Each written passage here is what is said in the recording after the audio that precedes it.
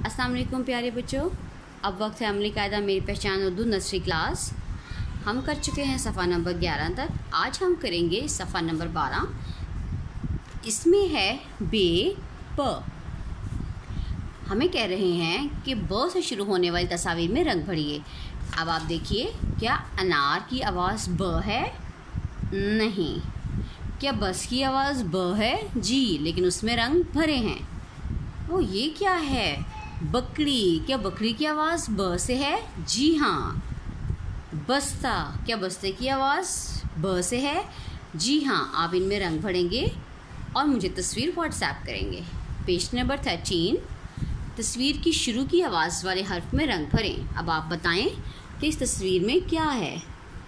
इसमें है बिल्ली, और बिल्ली की आवाज़ है ब से है, आ से है या आ से है? जी, ब बिल्ली। आप ब में रंग भरिए। आग, ब आ यानी कि आग। आप आ में रंग भरेंगे। इस तरह से इसका भी आप खुद बताएंगे कि ये किसकी तस्वीर है, और इसका भी आप खुद बताएं और उसके अंदर आप रंग भरें। तस्वीर को उसकी शुरू की आवाज़ वाले हर्फ से मिलाएं।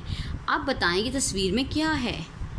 जी, ब बंदर, ब बंदर। अब आप इसको पहले मिलाइए इस तरह से ब, फिर आप इसको मिलाइएगा ब, फिर आप इसको मिलाएंगे ब, और फिर आप इसको मिलाएंगे ब। आप सारे ब से इस नुक्ते को मिलाइए।